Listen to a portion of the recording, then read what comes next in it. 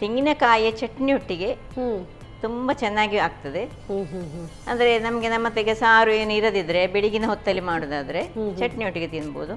ಮಧ್ಯಾಹ್ನದ ಹೊತ್ತಿನಲ್ಲಿ ಆದರೆ ಈ ಕೋಳಿ ಸಾರು ಸಾಕ್ತದೆ ಅಥವಾ ಮೀನಿನ ಸಾರಿನಲ್ಲಿ ಸಾಕ್ತದೆ, ಯಾವುದ್ರೊಟ್ಟಿಗೆ ಸಹ ಇದು ಸೂಟ್ ಆಗ್ತದೆ.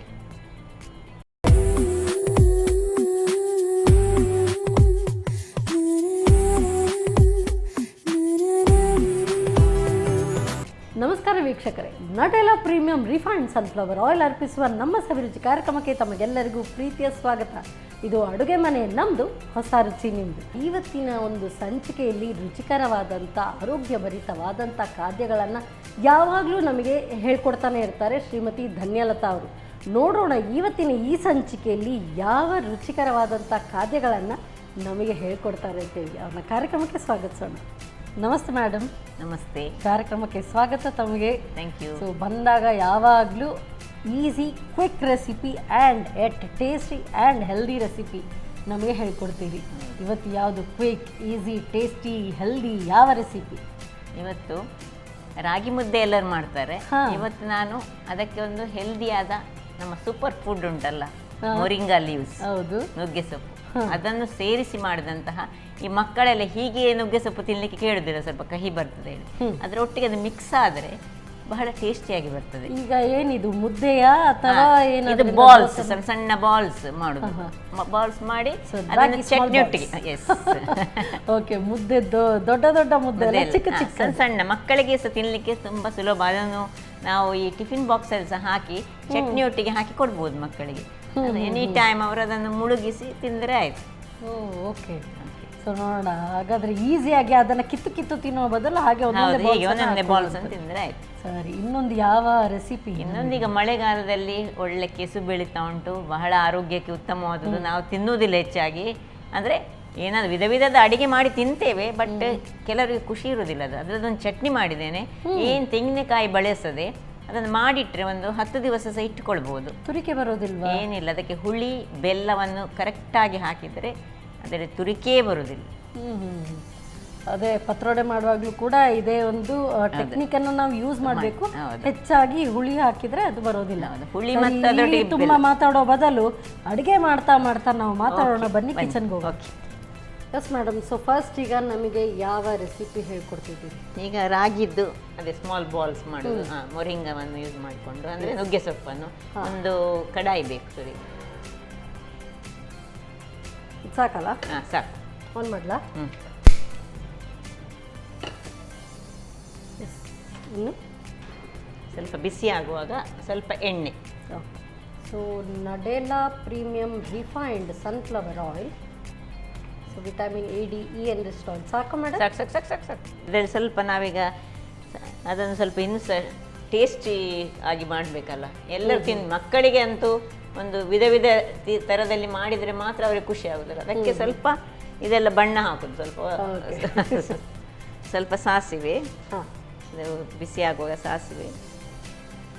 ಸಾಸಿವೆ ಹೊಡಿತಾ ಬರುವಾಗ ಈ ಕರಿ ಲೀವ್ಸನ್ನು ಹಾಗೆ ಸಣ್ಣದಾಗಿ ಸ್ವಲ್ಪ ಹೀಗೆ ಹೆಚ್ಚಿಟ್ಟುಕೊಂಡು ಮಾಡಿ ಹಾಕಿ ಮಾಡ್ಬೋದು.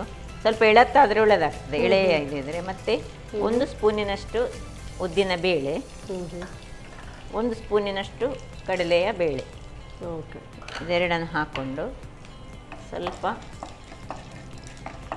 ಇದು ಒಗ್ಗರಣೆ ಥರ ಮಾಡೋದು ಇದನ್ನು.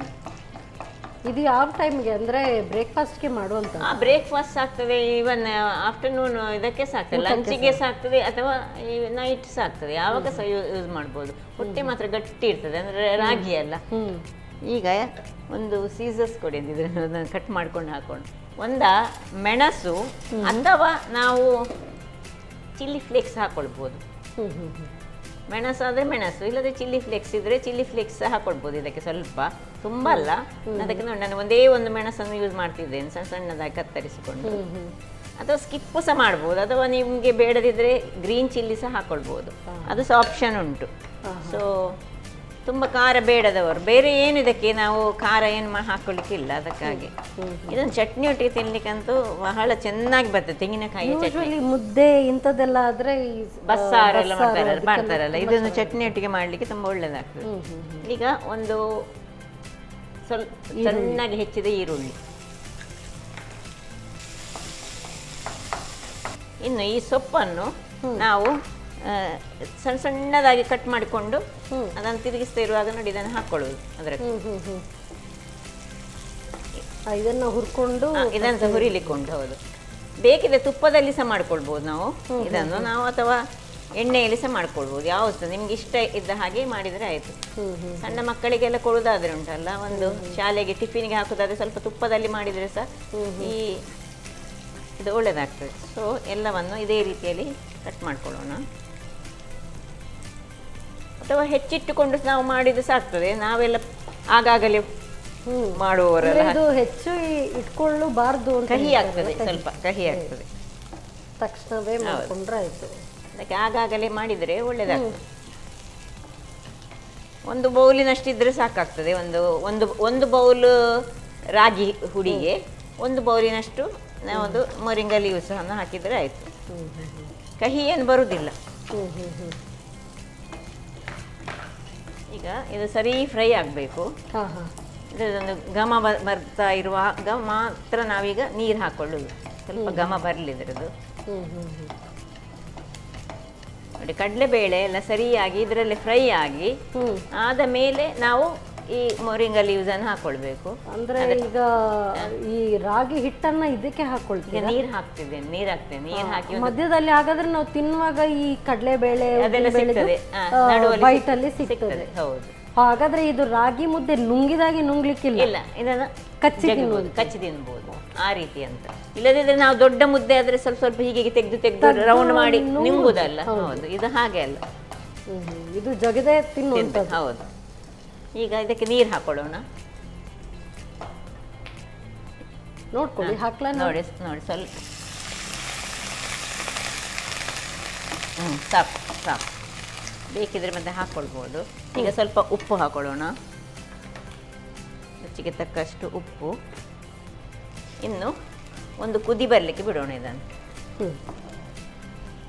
ಒಂದು ಬೌಲು ಇದಾದರೆ ರಾಗಿ ಆದರೆ ಒಂದು ಬೌಲು ಇದು ನುಗ್ಗೆ ಸೊಪ್ಪು, ಒಂದು ಬೌಲಿನಲ್ಲಿ 2 ಬೌಲ್ನಷ್ಟು ನೀರು ಬೇಕು ನಮಗೆ. ಸ್ವಲ್ಪ ನೀರು ಕಡಿಮೆ ಆದಾಗ ಕಾಣ್ತದೆ ನಮಗೆ.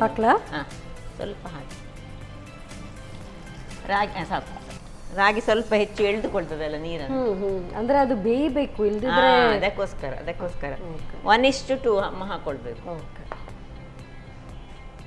ಸೊ ರಾಗಿ ಮುದ್ದೆ ಮಾಡೋದು ಅಂದ್ರೆ ಅದು ಸುಲಭದ ಕೆಲಸ ಅಲ್ಲ. ನೋಡ್ಲಿಕ್ಕೆ ಅದು ಖಾಲಿ ಮುದ್ದೆ, ಬಟ್ ಅದು ರೀಸೆಂಟ್ ಆಗಿ ಅಂದ್ರೆ ನಮ್ಮ ಒಂದು ಕೆಲವೊಂದು ಅತಿಥಿಗಳು ಬಂದಾಗ ಅವ್ರು ಹೇಳ್ಕೊಟ್ಟಿದಂತ ಒಂದು ಟ್ರಿಕ್ಸ್, ಯೂಶುವಲಿ ಯಾವಾಗ್ಲೂ ಮುದ್ದೆ ಮಾಡ್ತಾರಲ್ಲ ಅವ್ರು, ಇದಕ್ಕೆ ಒಂದು ನೀರು ಕುದೀತಾ ಇರುವಾಗ ಒಂದು ಇಷ್ಟು ಹಿಡಿ ಹೀಗೆ ಹಾಕ್ತಾರೆ. ಅದು ಸಹ ಹಾಗೆ ಸಹ ಮಾಡ್ಕೊಳ್ಬಹುದು. ಹೀಗೆ ಹಾಕಿದ್ರೆ ಅದು ಗಂಟು ಬರೋದಿಲ್ಲ ಅಂತ ಹೇಳಿ. ಕರೆಕ್ಟ್, ಅದೊಂದು ಟ್ರಿಕ್. ಕರೆಕ್ಟ್, ಹೀಗೆ ಸ್ವಲ್ಪ ಇದನ್ನು ಹಾಕೊಂಡು ಮಾಡಿದ್ರೆ ಅದು ಮತ್ತೆ ಗಂಟು ಬರುವುದಿಲ್ಲ. ಇದು ಕುದೀತಾ ಇರುವಾಗ ನೋಡಿ, ಕುದಿಲಿಕ್ಕೆ ಶುರುವಾಗುವಾಗ. ಮೊದಲೆಲ್ಲ ಬರೀ ರಾಗಿ ಅಂತ ಹೇಳಿದ್ರೆ ಬರೀ ರಾಗಿ ಮುದ್ದೆ ಮಾಡೋದು ಮಾತ್ರ ಗೊತ್ತಿತ್ತು. ಈಗ ರಾಗಿಯಿಂದ ಸೂಪ್ ಮಾಡ್ತಾರೆ, ರಾಗಿ ದೋಸೆ ಮಾಡ್ತಾರೆ, ರಾಗಿ ರೊಟ್ಟಿ. ಹೌದು, ರಾಗಿಯಿಂದ ಹಲವಾರು ಬಗೆ, ಅಂದ್ರೆ ಅದರದ್ದು ಆರೋಗ್ಯಭರಿತ ಅಂಶಗಳು ಈಗ ಜನರಿಗೆಲ್ಲ ಗೊತ್ತಾಗಿದೆ. ನೋಡಿ, ಇದು ಕುದಿತಾ ಬಂತು. ಸೊ ಹೀಗೆ ಮೆಲ್ಲಕ್ಕೆ ನಾವು ಸ್ವಲ್ಪ ಹಾಕೊಂಡು ಹಾಕ್ತಾ ಇದಕ್ಕೆ ಒಂದು ಅದೇ ಈ ಸೌಟಿನ ಹಿಂದಿನ ಬದಿಯಲ್ಲಿ ಯೂಸ್ ಮಾಡಿದ್ರೆ ಅದು ಒಳ್ಳೇದಾಗ್ತದೆ. ನನ್ನ ಹತ್ರ ಅದ್ರ ಮನೆಯಲ್ಲಿ ಒಂದು ಅದಕ್ಕೆ ತಿರುಗಿಸುವಂತಹ ಕೋಲಲ್ಲಿ ಅದನ್ನು ತಿರುಗಿಸುವಂತದ್ದು. ಸಣ್ಣಗಿಡ್ಬೇಕಾ? ಇಲ್ಲ, ಬೇಡ, ಇಲ್ಲಿ ದೊಡ್ಡದಿರಲಿ. ಇನ್ನು ಸ್ವಲ್ಪ ಸಣ್ಣದು ಮಾಡಿಕೊಳ್ಳಿ. ಅದಂದ್ರೆ ಬೇಯಬೇಕಲ್ಲ. ಸುರಿಗೆ ದೊಡ್ಡ ಉರಿಯೇ ಇರಬೇಕು ಅದು. ನೋಡಿ, ಇಷ್ಟ ಆಗುವಾಗ ಈಗ ಇನ್ನು ಮುಚ್ಚಳವನ್ನು ಮುಚ್ಚಿ ಒಂದು 2 ನಿಮಿಷ ಅದರಲ್ಲಿ ಅದನ್ನು ನಾವು ಸಣ್ಣ ಉರಿಯಲ್ಲಿ ಬೇಯಿಸ್ಕೊಳ್ಬೇಕು. ಸಾಕು, ಇಷ್ಟ ಆಗುವಾಗ ಆಫ್ ಮಾಡ್ಕೊಳ್ಳೋಣ. ಕೇವಲ 2 ನಿಮಿಷ ಸಾಕು. ಇನ್ನೀಗ ಇದನ್ನು ಚೂರು ತಣ್ಣಗಾಗಬೇಕು. ಆಮೇಲೆ ಒಂದು ನಾವು ಯಾಕಂದ್ರೆ ನಮಗೆ ಕೈ ಮುಟ್ಲಿಕ್ಕೆ ಆಗುವಷ್ಟು ಆಗಬೇಕು. ಮತ್ತೆ ಯಾವುದಕ್ಕಾದ್ರೂ ಹಾಕೊಳ್ಳೋದಾ? ಪ್ಲೇಟಿಗೆ ಹಾಕೊಳ್ಳೋದು. ಆಗ ಚೂರು ತಣ್ಣಗಾಗ್ತದಲ್ಲ, ಆಗ ನಮಗೆ ಅದು ಕರೆಕ್ಟ್ ಆಗಿ ಆಗಿದೆ ಅಂತ ಈ ತರ ಗೊತ್ತಾಗುತ್ತೆ. ಸೀದಾ ಅದರಾಗಿ ಅದು ಬೀಳ್ಬೇಕು, ಹೇಳ್ಕೊಂಡು ಬರುತ್ತೆ. ಚೂರು ನಮ್ಮ ಕೈ ಇಲ್ಲದಿದ್ದರೆ ತುಂಬ ಬಿಸಿ ಆಗ್ತದೆ ಹೇಳಿ ಒಂದು ಎಣ್ಣೆ ಅಥವಾ ನೀರು, ಹೆಚ್ಚಾಗಿ ನೀರಲ್ಲೇ ಮಾಡೋದು, ನೀರಲ್ಲೇ ಮಾಡ್ಕೊಳ್ಳುವಂಥದ್ದು. ಹೀಗೆ ಮಾಡಿ ಒಂದೊಂದು ಸಣ್ಣದಾಗಿ, ಈಗ ಸ್ವಲ್ಪ ತುಂಬ ಬಿಸಿ ಉಂಟು, ಚೂರು ತಣ್ಣಗೆ. ಸೊ ಇದು ಈಗ ಮುದ್ದೆ ಥರನೇ ಬಂದಿದೆ ಇದು. ಈಗ ಇವಾಗ ಅದೊಂದು ಸ್ಟಿಕ್ ಏನಾಗುದಿಲ್ಲ, ನಾವು ಆಯಿಲ್ ಎಲ್ಲ ಯೂಸ್ ಮಾಡಿ ಮಾಡ್ತಿದ್ದೇವಲ್ಲ, ಹಾಗಾಗಿ ಏನಾಗುದಿಲ್ಲ. ಇಲ್ದಿದ್ರೆ ಯೂಶುವಲಿ ರಾಗಿ ಮುದ್ದೆನ ಹಾಗೆ ನುಂಗುವುದು ಅಂತದ್ದೇ. ನುಂಗೋರು ಸಹ ಸಣ್ಣ, ನಾವು ಸಣ್ಣ ಸಣ್ಣ ಉಂಡೆ, ಅದರಲ್ಲಿ ಕಡಲೆಬೇಳೆ ಎಲ್ಲ ಉಂಟು, ಆದ್ರೆ ಇದನ್ನು ಜಗ್ದು ಸಹ ತಿನ್ಬೋದು. ನಾನು ಮಾಡ್ತೇನೆ, ನಾನು ಮನೆಯಲ್ಲಿ ಮಾಡುವಾಗ ನನ್ನ ಗಂಡನಿಗೆ ಅಂತ ಇದು ತುಂಬಾ ಖುಷಿ ಆಗ್ತದೆ ತಿನ್ಲಿಕ್ಕೆ. ಅವರ ಜಗ್ದೆ ತಿಂದದ್ದು ಅಂದ್ರೆ ಚಟ್ನಿ ಒಟ್ಟಿಗೆ ತಿನ್ನುವಾಗ ಗೊತ್ತಾಗುದಿಲ್ಲ. ತೆಂಗಿನಕಾಯಿ ಚಟ್ನಿ ಒಟ್ಟಿಗೆ ಒಂದು ಕಟ್ ಮಾಡಿಯೇ ತಿಂದದ್ದು ನಾವು, ನಾವೇನು ನುಂಗಿದಲ್ಲ. ಹಾಗೆ ನಾನು ಮಾಡ್ತೇನೆ, ವೆರಿ ರೇರ್ಲಿ. ನಮ್ಗೆ ರಾಗಿಯಲ್ಲಿ ಈ ಬೇರೆ ಬೇರೆ ವಿಧದಲ್ಲಿ ಮಾಡ್ತೇವಲ್ಲ ನಾವು, ಅದರಲ್ಲಿ ಇದನ್ನು ಸಹ ಒಮ್ಮೊಮ್ಮೆ ಒನ್ಸ್ ಇನ್ ಎ ಮಂತ್ ಹಾಗೆ ಮಾಡ್ತೇನೆ. ಈಗ ನೀವು ಇದು ನುಗ್ಗೆ ಸೊಪ್ಪನ್ನು ಹಾಕಿದ್ದೀರಿ. ಹೌದು, ನುಗ್ಗೆ ಸೊಪ್ಪು ಹಾಕಿದಾಗ ಇದನ್ನ ನೀವು ರೊಟ್ಟಿಗೂ ಸಹ ಈ ರೀತಿಯಾಗಿ ಮಾಡ್ಬೋದಾ? ಕಡಲೆಬೇಳೆ ಎಲ್ಲ ಹಾಕಿದ್ರಿ, ಕಡಲೆಬೇಳೆ ಹಾಕಿದ್ರೆ ರೊಟ್ಟಿ ತಟ್ಟುವಾಗ ಸ್ವಲ್ಪ ಕಷ್ಟ ಆಗ್ತದೆ. ಕಡಲೆಬೇಳೆ ಹಾಕಿ ಸಹ ರೊಟ್ಟಿ ತಟ್ಟಬಹುದೇನು, ಹಾಕಬಾರ್ದಂತ ಏನಿಲ್ಲ. ಬಟ್ ಕಡಲೆಬೇಳೆ ಬೇಯುವುದಿಲ್ಲ ಅಲ್ಲ ಸಾಧಾರಣ, ಒಂದು ಹೀಗೆ ರೊಟ್ಟಿ ತಟ್ಟುವಾಗ ಈ ತರ ಒಗ್ಗರಣೆ ಎಲ್ಲ ಹಾಕಿ ಒಗ್ಗರಣೆ ಎಲ್ಲ ಮಾಡಿದ ಮೇಲೆ ಹೇಳುದ ನೀವು, ಅದು ಮಾಡ್ಬೋದು. ಅದ್ರ ರೊಟ್ಟಿಗೂ ಚೆನ್ನಾಗಿ ಬರ್ತದೆ. ರೊಟ್ಟಿ ಸಹ ಇದರಲ್ಲಿ ಮಾಡಿದ್ರೆ ಮಾಡ್ತೇವಲ್ಲ, ರಾಗಿ ರೊಟ್ಟಿಯನ್ನು ಮಾಡ್ತೇವಲ್ಲ, ಅದರಲ್ಲಿ ಆಗ ಕ್ಯಾರೆಟ್ ಅಥವಾ ನೀರುಳ್ಳಿ ಎಲ್ಲ ಹಾಕುವಾಗ ತುಂಬಾ ಚೆನ್ನಾಗಿ ಬರ್ತದೆ. ಸಾಕು, ಈಗ ಇದನ್ನು ಚೂರು ಕೈಯಲ್ಲಿ ಒದ್ದೆ ಮಾಡಿಕೊಂಡು ನೋಡಿ, ಸಣ್ಣ ಉಂಡೆಗಳು.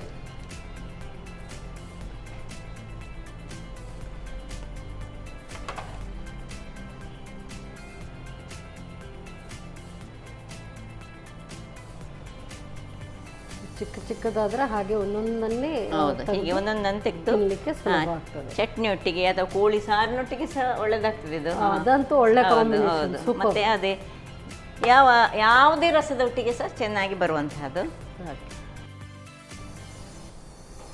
ತಣ್ಣಗಾಗ್ತಾ ಅದು ಹಾಗೆ ಶೇಪ್ ಹೌದು, ಅದದೇ ಶೇಪಿಗೆ, ಅದು ರೌಂಡ್ ಶೇಪಿಗೆ ಬರ್ತದೆ. ಸೊ ತೆಂಗಿನಕಾಯಿಯ ಚಟ್ನಿ ಒಟ್ಟಿಗೆ ತುಂಬ ಚೆನ್ನಾಗಿ ಆಗ್ತದೆ. ಅಂದರೆ ನಮಗೆ ನಮ್ಮತ್ತೆಗೆ ಸಾರು ಏನು ಇರದಿದ್ರೆ ಬೆಳಗಿನ ಹೊತ್ತಲ್ಲಿ ಮಾಡೋದಾದ್ರೆ ಚಟ್ನಿ ಒಟ್ಟಿಗೆ ತಿನ್ಬೋದು.